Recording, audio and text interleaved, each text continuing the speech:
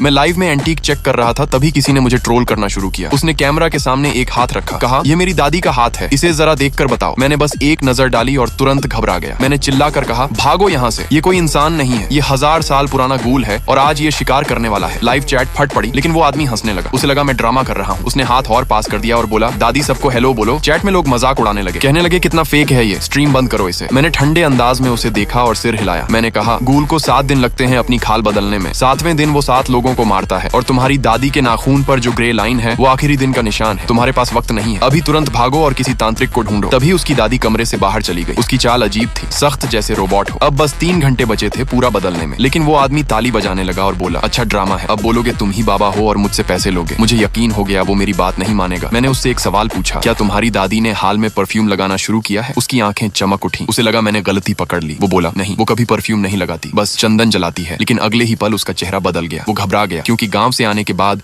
उसे हर दिन सिर दर्द होता था और वो सिर्फ चंदन जलाकर सोती थी। मैं समझ गया यही क्लू था। 7 दिन का चक्र पूरा हो चुका था। उसी दिन गूल ने कब्जा किया था और चंदन की खुशबू से मौत की बदबू छुपा रहा था। लेकिन चैट अभी भी शक में थी, कहने लगे ये सब न्यूज से उठाया है, आज ही गांव का रिचुअल खबरों में था। मैंने टाइम देखा, बस 2 घंटे बचे थे। मैंने आखिरी टेस्ट बताया, उसकी स्किन काट कर देखो, उसे दर्द नहीं होगा और अंदर एक और परत दिखेगी। चैट फिर से गर्म हो गई। सब उसके जवाब का इंतजार कर रहे थे। तभी बाहर से भारी कदमों की आवाज आई। उसकी दादी आ रही थी। वो आदमी डर गया और टेबल के नीचे छुप गया। दादी ने उसे ढूंढा, नहीं मिला। फिर धीरे धीरे टेबल के पास आई और वहीं बैठ गई। कैमरा में उसके सफेद पैर दिख रहे थे। आदमी ने फोन साइड में रखा और एक रिंग उठाई, धीरे से उसके पैर की तरफ बढ़ाया। सबकी सांसें थम गई। कुछ लोग अब भी हंस रहे थे, कह रहे थे ये पागल हो गया है, लेकिन अगले ही पल पूरी चैट खामोश हो गई।